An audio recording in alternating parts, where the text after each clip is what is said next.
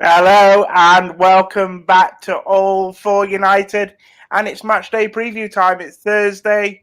I'm delighted to say I'm joined by two wonderful All for United contributors. I've got Mark with me today. How you doing, mate? I'm good, thank you, mate. Been a very busy day. It'll be nice to talk about Man United, even if there are some negativities. But yeah, it's not been too bad. Good, mate. That's good to see, good to hear. And also, I know you've done a article today for All for United previewing this game, so I'll be interested to get your thoughts on that, mate.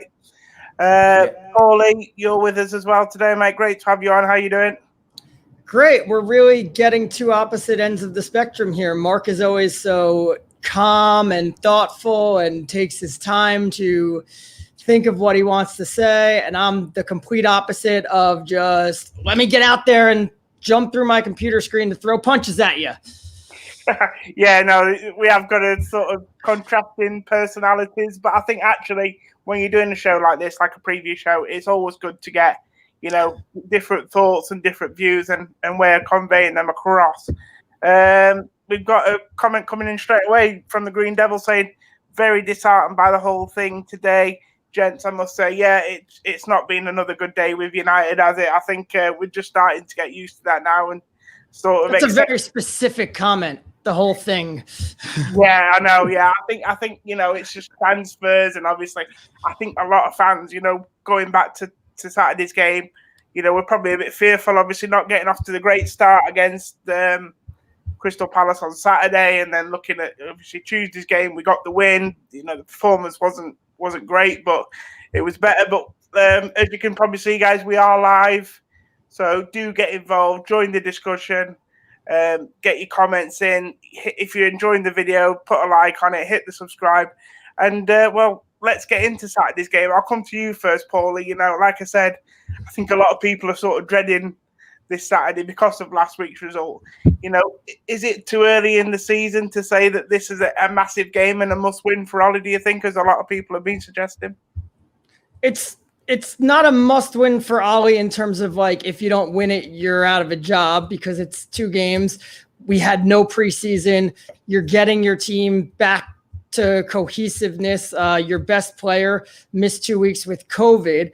It's a must win because it's Brighton and you need the 3 points.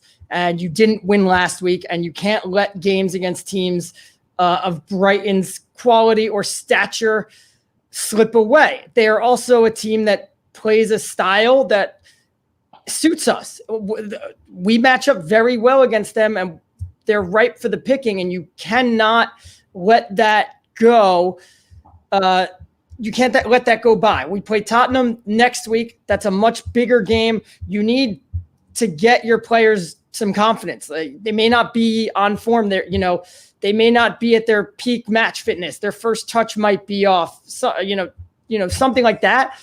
So you need to at least get some goals flowing and get your best players, have them confident heading into next week. So yeah, it's a must win.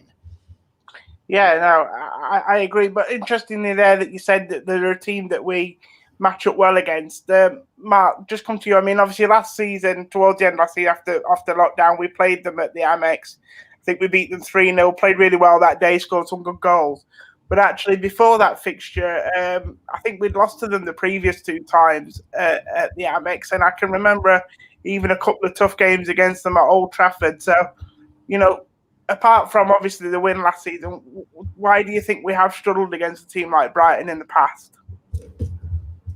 Well, I think up until post lockdown, we were struggling against lesser teams, really. And again, I always say no disrespect to them. Um, we're quick to jump to conclusions. Brighton obviously played well against Chelsea. I think Chelsea have some defensive frailties, so I'm not quite sure that that's something to sing about. And then they played Newcastle and obviously played very well, but I actually think that they probably were made to look better because we don't know what you're going to get from Newcastle, but they were awful. So I feel that as Paulie said about sort of fitness and needing to up our game, that will come with a bit more time. And I know we don't have a lot of time, but I feel that I want to be a bit more positive, and I believe that we will have a good game until I may be proven wrong, and hopefully we can get a win. And then very quickly it changes, doesn't it? It goes from United struggling, need to get players, which we still need to do, by the way, to actually they've got some 3 points, they look all right, and the pressure's off a little bit. It's very flippant, isn't it? Yeah, no, interesting, Matt. Yeah, I agree, but I think the key message you said there is let's stay positive. I think obviously we know where this team's trying to go. I think for the first time in 7 years, Paulie, we look like a team that has got some direction. In terms of a way of playing, a method, a formation, a group of players. Obviously, we'd like to add to that this summer, but that's a conversation for another day. We spoke lots about transfers, but I think if we stick to the process in terms of, and that's been a word that the board have used, but I want to use it in terms of the process as to what we're doing on the pitch and keep trying to impose our style on teams, that surely will be effective against the likes of Brighton. Yeah, it should be. And you mentioned before, we beat them 3-0 last year after the restart when we were playing really well.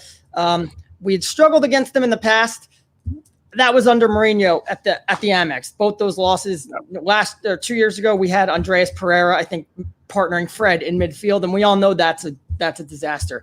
But if you go back to last year, in the first half of the year, when we were losing or dropping points to teams that were struggling, we picked Brighton apart at Old Trafford in what was a weird game. The goals were scored by Andreas Pereira, Scott McTominay, Marcus Rashford. Marcus Rashford probably should have had three goals that day. Yeah. They are a team that likes to come at you. Graham Potter's got them playing good, and there's quality in that team. So they like to take the game to you. They are not going to sit. Actually, I shouldn't say they are not going to, because when we played them at the Amex last year in Project Restart, it was really an un-Brighton performance, as they did sit back in the first half and just sat deep and made us pick them apart, which we successfully did. But typically they come to bring the game at you. They let players get forward because there is quality in that team, but there's also a lack of quality. They had some great chances against Chelsea that they squandered. And, they're the kind of team that needs to generate a few really good chances to put the ball in the net. And the more players that they send forward, that leaves space for Rashford to get in behind, and that leaves space for our players to play the way that we want to play, the way that we are at our best.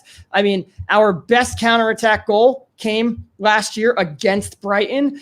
That's the kind of openings that you can get against this team, and I think we are really ready to exploit that. Yeah, no, I agree. I agree totally with what you're saying. But let's have a look at some of your comments. Thanks for getting in touch, guys. The United family are here. Hi, guys. Hope you're well. Shall we agree that we should beat Brighton? Yes, we shall agree. But then again, I thought we should beat Crystal Palace, and obviously that didn't come to pass. So we can't take anything for granted. Ronan says, "Hi, guys. Hey, guys. Hey, Ronan. Hope you're enjoying the show, mate. If you're not already subscribed, do hit that subscribe button. Hit the like on the video. We've got."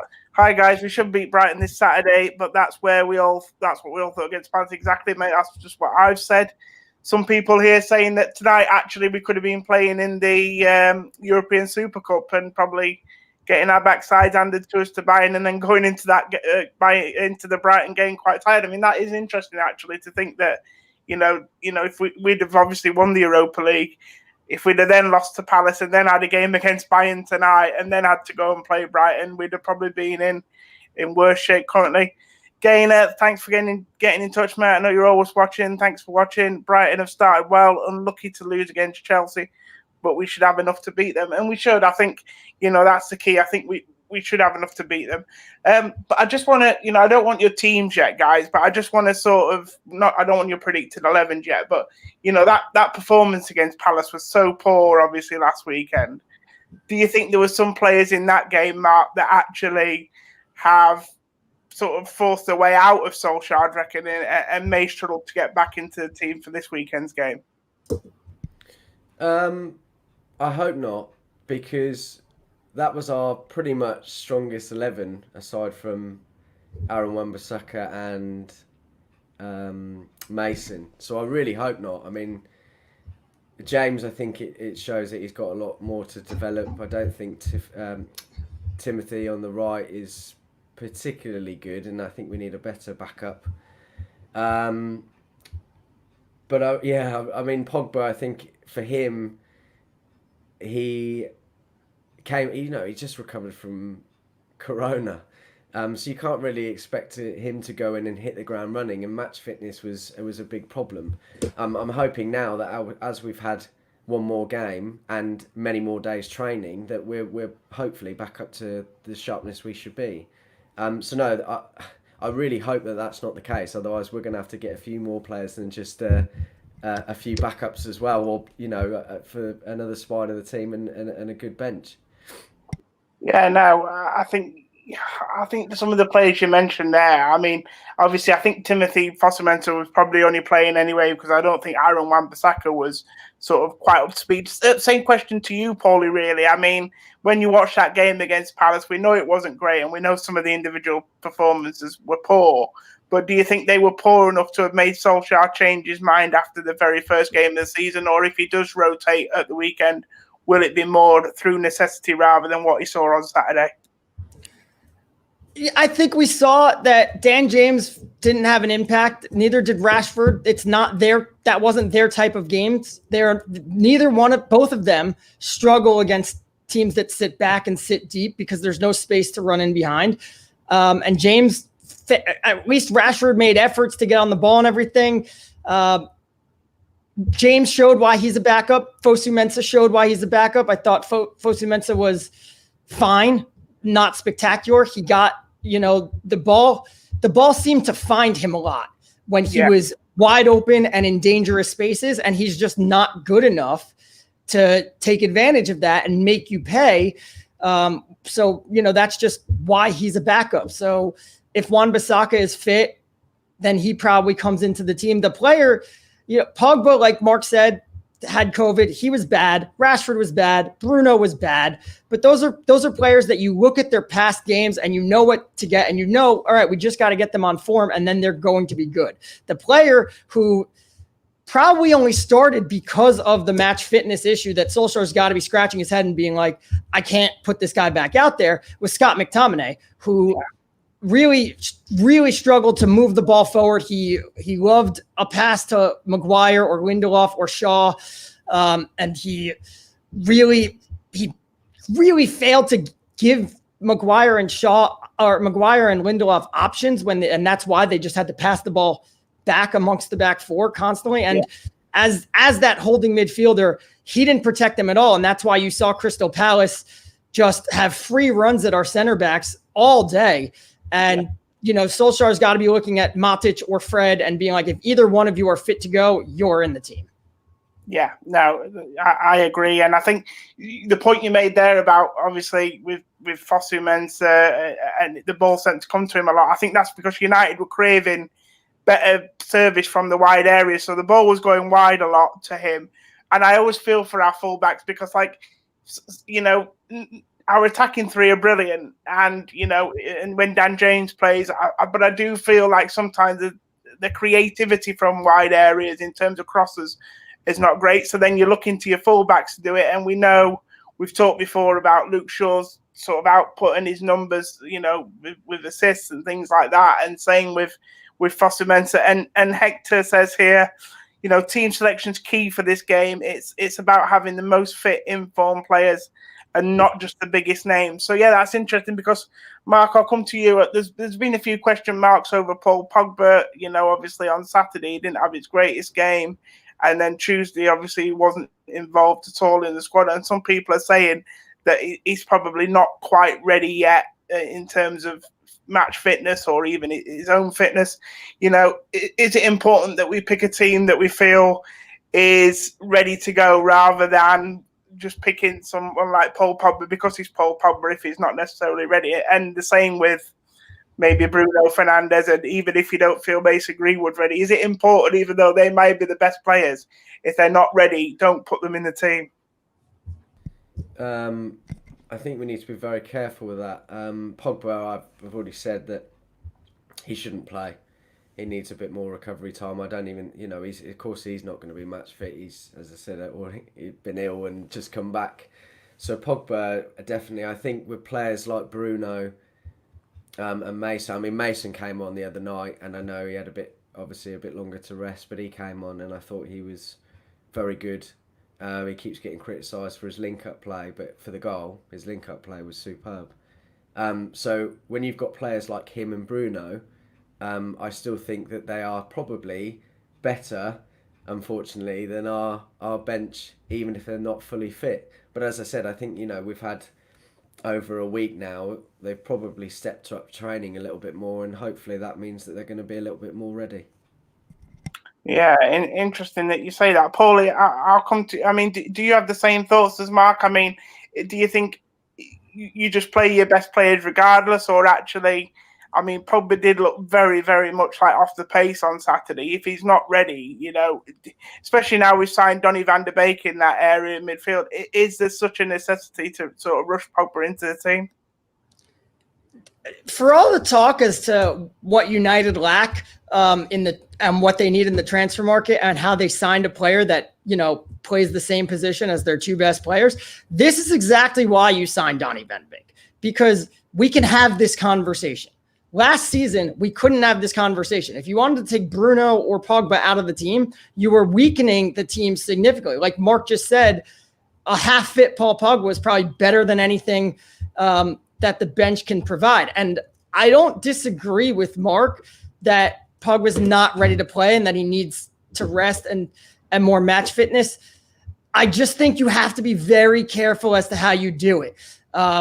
He was removed after an hour last Saturday. He was the only one out of, the top players that wasn't even in the squad that went to Luton Town. If you leave him out, and the angle becomes, oh, you're dropping him because he's off form, because Bruno was terrible on Saturday too. He had a lot of the ball and created nothing. But if the narrative or the angle becomes that you've dropped Pogba for the media will take it as, oh, it's performance and oh, it's Paul Pogba, and they'll make a huge story of it and they'll run with it.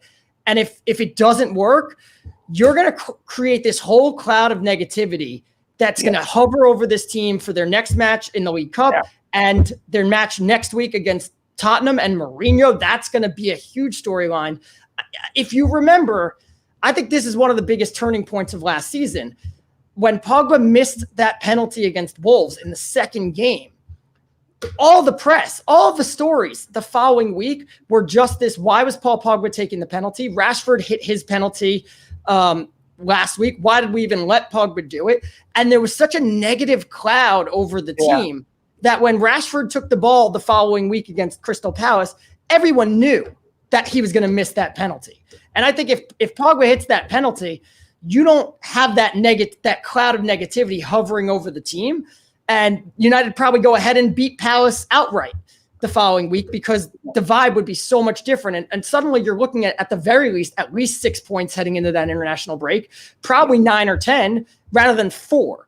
And that's what you want to avoid now going into this Tottenham match. So while, Pogba might not be ready and might need more rest, you got to be careful as to how you go about it. Yeah, and that's interesting you say that, because Akil's got in touch and he sort of echoes everything you say, Paul. He says Ollie should be careful in dealing with the Pogba situation. If he's not picked, then the media will turn it into some anti-Pogba propaganda, which is the last thing we need. And we do, because as a club at the moment, we're under so much media scrutiny. We're under so much, the club's under so much pressure from the fans, and rightly so in some cases. Hayder, who is a regular on here, in fact, he's skiving tonight. I don't know why he's not on here, but never mind. He says, "Evening all, how you doing, mate? You're all right." And he said that he would actually bench Pogba and start Matic, Bruno and Van de Beek. Totally agree. With Matic, sorry, he would ease Pogba sort of back into the season. He's had COVID. VDB deserves a place in the first team. And playing Bruno and them together, should be good. But I just want to we've obviously looked at the players who played themselves out of contention on last Saturday with that performance. What about Tuesday night, Mark? Obviously, it was Luton Town. We got through. The performance wasn't great, but was there a couple of players in that game that actually made you think, they might be in with a shout on Saturday just because of how well they played on Tuesday? Yeah, I think I said to you last night, Matic. I think he's the most underrated player Manchester United have, and I think that when he's in the team, things tick along a lot better, and the back four are protected. So I think him, for me, I know we know he's good, but I think it just epitomised how much we missed him, which is a worry for me because obviously he can't play 2 games a week. So we need to try. I don't know how we're going to deal with that one really, but for me, him, Mata as well. Actually, I feel sorry for him because I know that he's lost a lot of his speed, but you don't ever lose your vision, your technical ability to an extent, and he reads the game brilliantly. And whilst he's the problem we have is we always play him on the wing. We can't play him as a number 10 because we've got Bruno or Pogba or Van der Beek now. So he gets played on the wing, and consequently, it's not his best position. It never has been. So Mata for me, I think, was a surprise. I do have conversations with people sometimes, and I think that he can provide us a very different outlook within the game, obviously, very quickly. Van der Beek, I've said this so many times now, but I know I don't want to jump to conclusions, but he has really impressed me. And it's very refreshing to be able to get someone in for that price and for him to come in and do so well, really. And I absolutely, with Hader, he's ruined my team selection a little bit because that's exactly the midfield 3 I'd play. And I absolutely wholeheartedly agree with Bruno perhaps as a number 8. I think Paulie said this the other night, and I agree with that too. And then play Van der Beek as a number 10. So I'd say that those players for sure. Just trying to think. Rashford. We've said this many times. I think it was incredible that he got his goal. He needed it. Whilst match fitness is a problem, there's a confidence issue with him, and for him and Greenwood to score a goal was exactly what we needed. Regardless of being late in the game, we should have been 3-0 up, obviously early, but to get those 2 on the score sheet will help them to no end. And I'm pleased, and I believe that we should not be starting Rashford and Mason. But yeah, sorry, oh, no! I thought I'd lost you there, guys. Paulie, just coming to you on that one. I'm back. As if by magic, I'm back. Paulie, coming to you. Obviously, Tuesday's game. I mean, Mark mentioned a couple of players there that he thinks would have a shout, of getting in. He reckons Matic is one of our most underrated players. He says, obviously, trying to get Mata into the team. Unfortunately, it's normally in a wide area. Was there any more for you that you think actually staked a claim on Tuesday that could come in this weekend and do a job? Nothing that surprised me. Matic is the most underrated player. He is the key to the team. The defense plays better when he's on the pitch. The attacking players score more when he's on the pitch. So obviously he's doing something right that allows everybody else to be at their best when he's on the pitch. It's something he's doing that other players don't do. Fred also staked a claim in there. Van de Beek staked a claim. Wan-Bissaka obviously staked a claim, but that was, he's the first choice man. I think, it's hard to read too much into Luton Town, but given the performance that he made and the performance that Victor Lindelof had on Saturday, I think Eric Bailly definitely staked a claim to getting himself back into the team.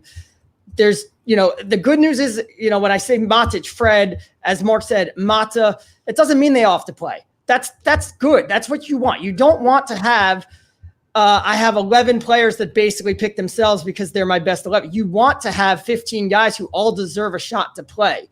And I as much as I love Mata and Mark made a very compelling case for him, I do think when he signed that contract last year, Solskjaer was very straight with him.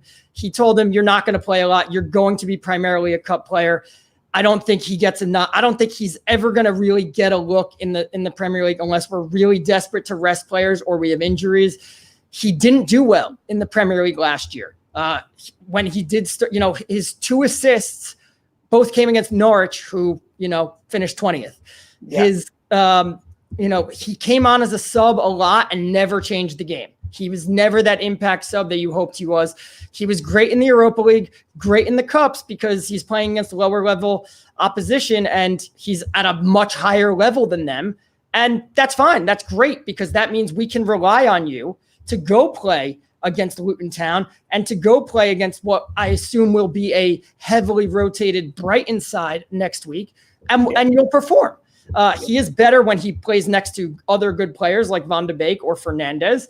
So you do need to keep one of those guys in the team. But I also, Van de Beek, also definitely staking a claim in the team. But you want to be wary of, like, it's only been one game and I know you shouldn't be letting the media dictate anything, but you want to be able to control that story. And, if Pug was the first, as Hader said in the comments, Pug was the first choice midfielder, but Van de Beek should start. But if you do that after one game, then questions, that gives them enough ammo to write articles all week. And how much does that affect the team? I don't know. So does that mean you shouldn't even consider starting Van de Beek? Absolutely not. But it should be something that's in the back of your mind of, you have to be able to control this, to control the story and control the narrative.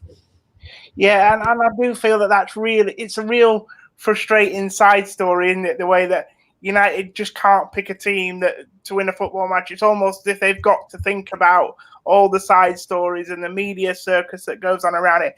But, we spent a lot of time talking about United. I do just want to have a quick chat about Brighton, and I'll kick off with this comment that's coming from the admin at All for United.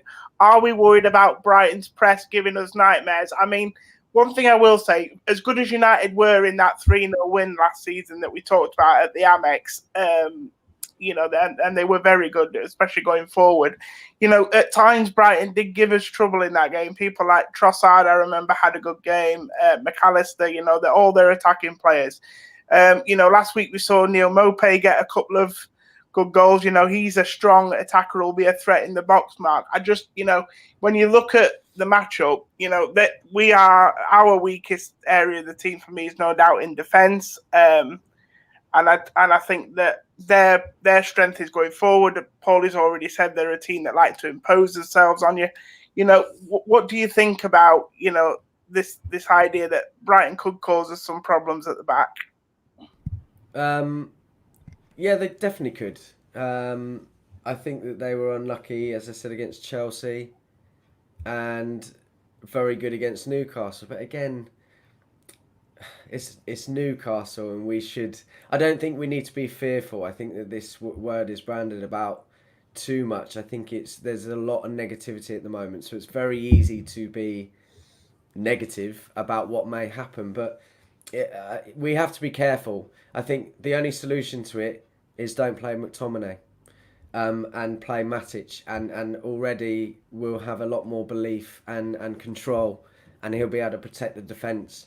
I also feel that perhaps Bailly should play. I think he had a solid game the other night, and I still rate him as a defender. I know he's rash, and I know that causes him problems with injuries, but on his day, he's very, very good.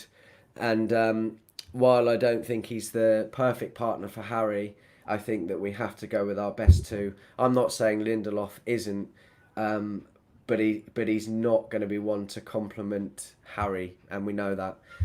So I think it might be tough, but hopefully if we can get in control of the game and actually start quickly and well, which, I have to be positive. I have to believe that that's what we're going to do.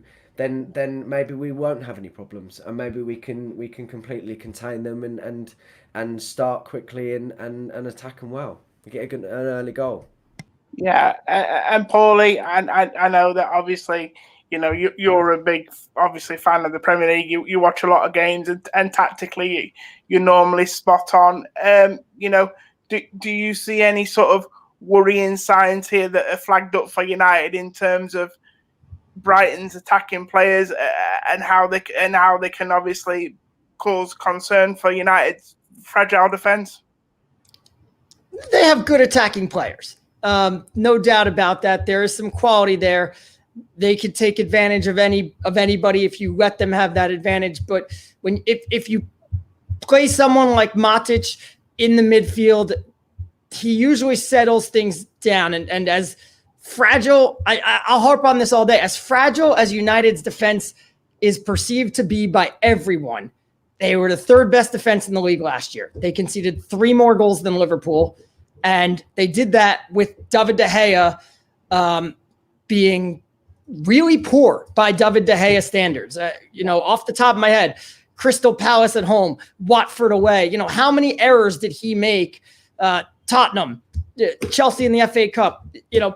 How many errors did he make? And yet they had the third best defense. They, Everton at home on the corner where he possibly gets fouled, but either way, he needs to be stronger. How many goals did United concede from set pieces?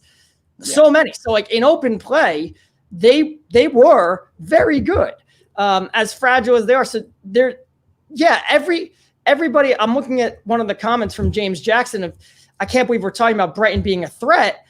I mean, you have to talk about everybody being a threat. Yeah. If you overlook any team in the Premier League these days, they could beat you. Norwich, who finished 20th, beat City last year. Watford, who got relegated, beat Liverpool. Yeah. So you need to be wary of where their threats are. That's not to say you devise your tactics around we need to shut them. No, you still go out and do what you do and say, we're going to take control of this game and we're going to play our game. But you still, say, oh, when Maupay gets the ball out, in this part of the field, be ready. This is what he's going to try to do. You still have to acknowledge where their threats are. Yeah, and I think that so thanks for getting involved, James. Good to hear from you, mate. And I think it's just a sign of the times that, we have to look at Brighton as a threat, and we have to acknowledge that where our weaknesses are in the team and obviously where other teams can hurt us. But I think you touched on it earlier, Paul, the fact that they will probably come at us and not sit back like you would expect a Brighton team to do against the Man United team traditionally may help us, because if we can keep them out at the back and find a way of keeping them out, there should be space and an opportunity at the other end for us. And if we have our strongest midfield and attack there, we should have enough of a goal threat. I agree with you there. Forward. Just wanted to say, for every action, there's a reaction. So if they do come at us, then, we've seen in the last year that we are very good with attacking football, providing we're playing well and counter-attacking. So if they do come at us and we are strong and we hold firm, then they're going to be very exposed for perhaps 2 or 3 goals.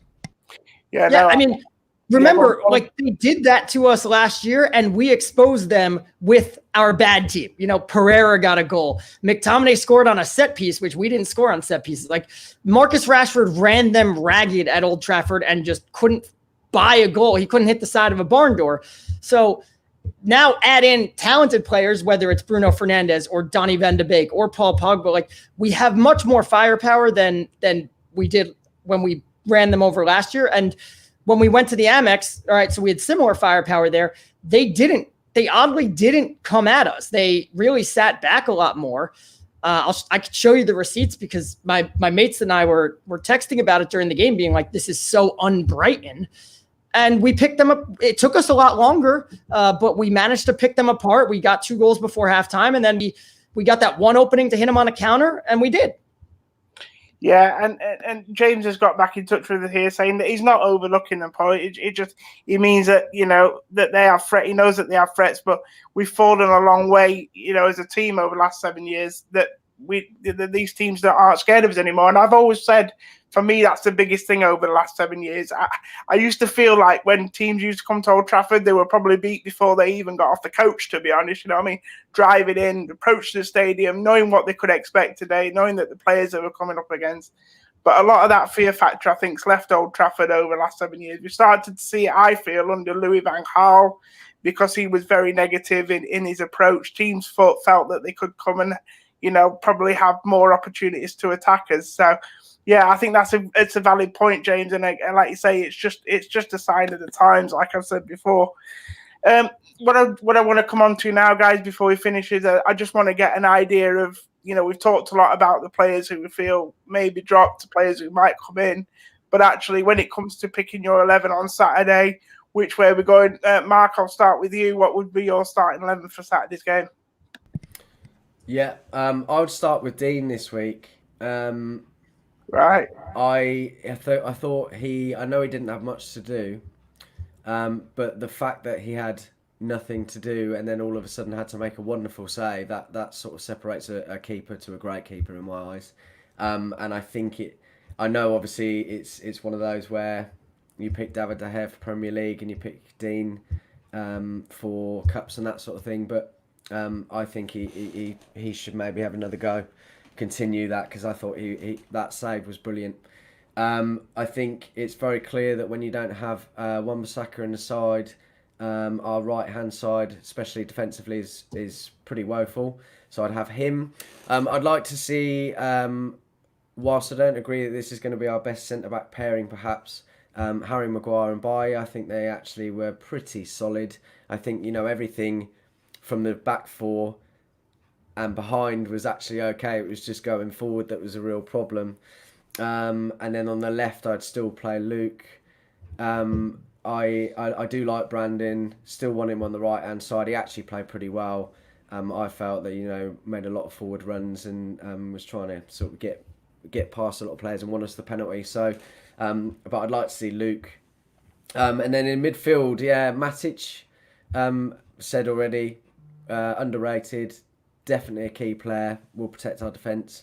Pogba needs to have a game out. I don't even think he should be on the bench, really. And I think I'd play as Matic as the holding, and then two in front, Bruno and Van der Beek. And then I really want to see Martial back. I think he needs to start. He hasn't, obviously, we haven't played for a little while, but Martial needs to score and get his account open for goals. And Rashford and Greenwood, as I mentioned earlier, it was great to them to see them score, and I want them to continue that. Yeah, interesting. And Mark, actually, Akil was writing this just as you were saying it, and he's actually gone for exactly the same team as you. So thanks for getting into Akil. Remember, guys, he must know what he's talking about as well. The guy with a bit of sense. Now, if you are watching, guys, do give the video a like, do subscribe to the channel. We've got loads of great content coming up on this channel. Paulie, some interesting shouts there from Mark. He changed the goalkeeper. I suppose if Henderson plays, it's unchanged because he played on Tuesday. But the feeling is obviously David De Gea is the keeper in the league. Also, they suggested that. And we've talked about, I think we've touched on it a couple of times already in the show, Bailly coming in for Lindelof. I think that, for me, would be the change that would raise a few eyebrows just because of the way Solskjaer's normally gone. But I do believe that that's the way he should go now. I thought, Bailly was impressive against Luton. Yes, it's Luton, but I've always felt that actually Bailly's probably got the attributes, but the better attributes to partner Maguire anyway because of his pace and his ability to cover. But in terms of your 11, mate, have you got anything groundbreaking for us? Are you going with Henderson or what? You tell us your 11, mate. I've got some groundbreaking stuff. To start, okay. You got to go back to De Gea because the plan is he plays in the league and Henderson plays in the cups, and it's going to stay like that until if Henderson is not conceding any goals in the cups and De Gea is making mistakes in the league, then we'll talk about making a switch. But it's been one game. All summer we've been yelling that the club need a long-term plan. Like, Ollie's got a plan here. It's De Gea in the league, Henderson in the cups. Unless the form dictates otherwise, you can't abandon that plan after one game. And I must say, De Gea played pretty well against Crystal Palace. Yeah. I wouldn't say that the goals were his fault. He actually saved a penalty for the first time in 4 years, only for it to be ridiculously retaken. Yeah. So, you could look at that and say, well, maybe he's starting to already feel the pressure, but he goes back in. But my team, not so much a prediction, but I'm trying to put myself into Ollie's shoes and take a big look at a broader look at who we have, what the upcoming match is, as well as our other upcoming matches. Remember, it's Brighton. It is a must win. It's not a cup final. And if this was a cup final, my team would be different.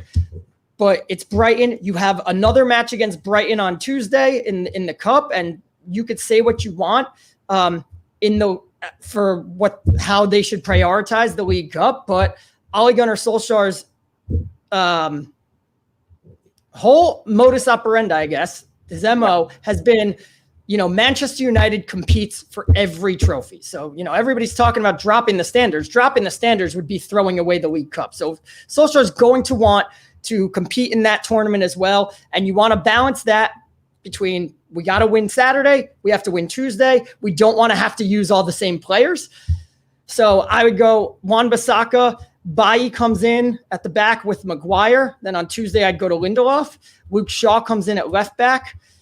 I did like Mark's idea. I'm going to switch my midfield because I did like Mark's idea of just leaving Pogba completely out. I think that's the only way you could go about it. If you don't put him on the bench, then you can at least say he needs to recover from COVID. And then you go to Matic and Fernandes there. And then on Tuesday, you go to Fred and Pogba in the League Cup.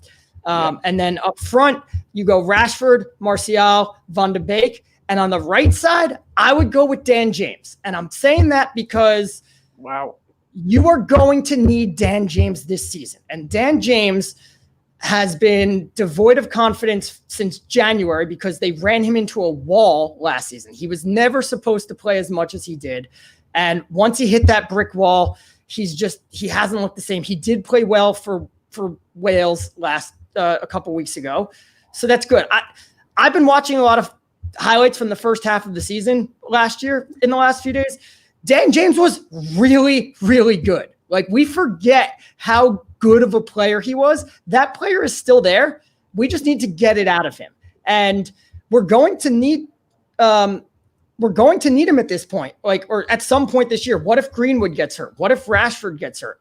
So you want to develop his confidence, and doing that in a game like this where you expect Brighton to take the game to you and there's going to be spaces to exploit behind them, that's the kind of game for him. And you want him to play with the good players because that's where he's going to get his confidence. He's not going to do well. He's not going to rediscover his confidence playing with Lingard and Mata. He's going and Igalo. He's going to do that playing with the first team in a match where there are spaces to exploit. Last week there was no space to exploit.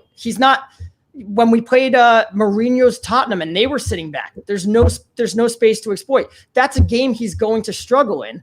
So you play him here. And does Mason Greenwood deserve to be in the first 11? Absolutely. But you play him here to try to get his confidence going because Rashford, Martial, Van de Beek, Fernandes, Matic, that's a good enough team to be able to beat Brighton. Like, you shouldn't need that extra ammo on that right side.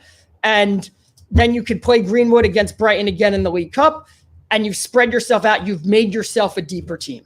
Yeah, I think what obviously your point is that we're going to have to rotate at points during the season, aren't we? And we're going to have to, use our squad wisely. So you're trying to pick and choose your battles, aren't you, in terms of which of the games you can get away with, maybe hiding a few of your lesser players, but also being able to get the game won. So maybe being able to carry a player or two. I'll tell you what, guys, those team predictions have blown my mind a little bit. I thought there was some controversial points from both of you. Henderson going in goal in the league. Not that there's pros and cons for all your arguments. And you there suggesting that Dan James should have another go in the league, Paulie, after last weekend. That I'm quite taken aback by it. But there's been some even more incredible suggestions in the comments. Woodward should start as right wing and Matt Judge at centre back. So yeah, I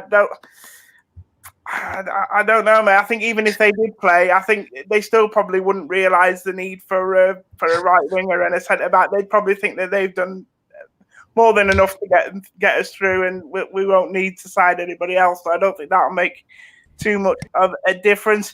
Someone's put here, if Dan James ever plays again, it should be on the left wing. He can cut in and score goals. He doesn't offer anything on the right. Yeah, we've talked about the idea that Dan James has obviously played out of position before. He had 6 assists from the right wing last year. Yeah, exactly. And he should have had more because Marcus Rashford could not hit the side of a barn door. Yeah. No, unfortunately, I just think that's where he's going to play. And if he's going to get into this team now, I feel that that's going to be his position. So, but we'll see. I mean, there's talk about Dan James maybe not even being here at the end of the window, a loan move, a transfer. I doubt it because United aren't are just having as much joy getting people out of the club as they are getting them in. But you never know. Obviously, we do have about 11 days left of this window, so it'll be interesting. So before we finish, guys, because we must wrap up, I do want your score predictions. I'll come to you first, Mark. If you could give me a score prediction, and well, it's up to you, mate. You can tell me either your first goal scorer or all the goal scorers. I don't mind, mate. 2-0 to us, of course. Van der Beek and Rashford. Okay, mate. Thank you very much. That's really sort of come back to you there. I was really affirmative, assertive. You seem to say that with a lot of confidence, mate. I think I might go and put a bet on that. Yeah, go for it. Why not? Don't come back to me if you don't win it. I have to kind of go with what I've said today in my preview, and I think with Rashford, I just think maybe we haven't seen too many times when Mason may have got a goal in consecutive games, whereas we have with Rashford. Rashford was missing a lot of confidence, and I think that goal would have given him loads. So I'm going to stick with that. I'm also going to say that Martial may not get one because he hasn't scored this season and he had a game out. And Van der Beek, I think he's been definitely alongside Matic, our best player. I think he's put in some great performances, and if he's going to be playing further forward, which I really believe he will do, then I think he will have opportunities to get a goal too.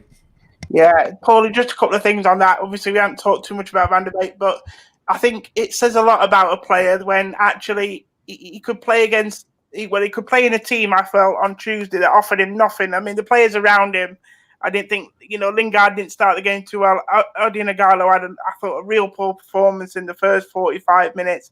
And just the players in that attacking third round, it weren't great, but he still managed to look a decent player whilst trying to link up with these guys. And I think that says a lot about what a good player he looks. So first of all, do you agree with that? And also, I just want to ask you quickly, Mark touched on there about Rashford and this idea that, maybe once he gets a goal, he can go on a bit of a run. And I've often thought that he reminds me of someone like Wayne Rooney. I mean, for as good as Wayne Rooney was at United, he often used to have these little spells where he'd go a few games without a goal and then he'd score and he'd get like 8 in 8 or 10 in 8 or something like that.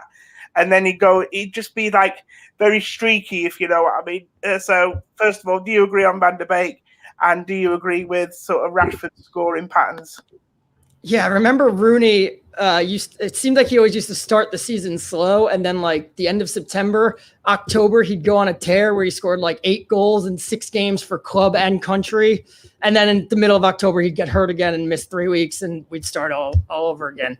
Van der Beek looks to be this tremendous player, and it is great to see him playing like that, even in a team where the quality isn't around, because that'll help raise the quality, that'll help raise the game of Jesse Lingard and Juan Mata and whoever's next to him. That's what you need. Those players can't carry a team. They need to be carried. And if you put in quality around them, that is how they'll raise their game. Yeah. Rashford, it seems like he's streaky, but in the Premier League, he really wasn't too streaky. I'm not sure how often he scored that. I don't think he scored in 3 consecutive games last year. It gets forgotten because he did score. He'd score on the weekend and then he'd score in the League Cup. The game against Chelsea, he'd score in the Europa League, but he had the 3 goals against Tottenham and Man City, and then who was our next opponent? Everton. He didn't score. He didn't score against Watford. He came back and scored against Newcastle, but then and then against Burnley, but not against Arsenal. Yeah. So my prediction, I just, when I get optimistic, I'm usually let down. When I go pessimistic, I'm usually pleasantly surprised. So I won't go super pessimistic and say they're going to get a draw, but I'm going to go 1-0 because they're still working out the kinks. It'll be Martial who gets the goal because Rashford scored one, and whenever one scores, the other one not far behind. Yeah, no, thank you, mate. We've had some predictions coming in here, 2-0. We've had 3-0 from Akil. We've had 2-1 from Stephen Reed. I mean, for me, I think 2-0 sounds about right. I'm always conscious about predicting a United score that's sort of got a 0 with our defence, but I do feel that I believe that we can keep them out this weekend and get a couple of goals off and get ourselves off and running in the league. And I think it'd be a massive win for United if they can win on Saturday, just to sort of properly put last Saturday out of our minds and start the season and get the ball rolling. I'll say this: if they win 3-0, the third goal will be scored by someone obscure, like a Luke Shaw. It will not be like a hat trick or Martial, Rashford, and Bruno all find the score sheet. I think the third goal will be somebody obscured. But that you made the best point right there is just get a win to forget about last week, because the last time we lost the league game was against Burnley, which was an awful game, and we went on. We didn't lose again for 9 months. So remember, like, last week is not the be all end all. Yeah, and if some people don't agree with me that that Rashford is a streaky player, I think we can say United are streaky, and when they get on runs, we've seen already under Solskjaer, they can go on long runs. His initial run when he first came in was, I think, 11 games unbeaten, wasn't it? And then, like you say, we went 9 months after the Burnley game, so fantastic. And just what time for one more prediction, 3-1 from James Jackson. Thanks for watching, mate. Thanks to everybody who's watched. If you've enjoyed the video, do smash a like on it. Do it, subscribe on the channel. Loads of great content coming up on here, so keep an eye out for that. Thank you to you, Matt, for joining me. No problem, mate. Good to be on as always. And hopefully we'll have a good conversation after the game this weekend. Yeah, definitely, mate. Yeah, sure. And Paulie, as ever, mate, thank you for all your contributions. Great to have you on, mate. Always my pleasure. Thank you, mate. And everyone, you take care, and we'll see you next Thursday for the next match day preview. But do, like I say, keep an eye out on the channel for some brilliant stuff coming up over the week and over the weekend.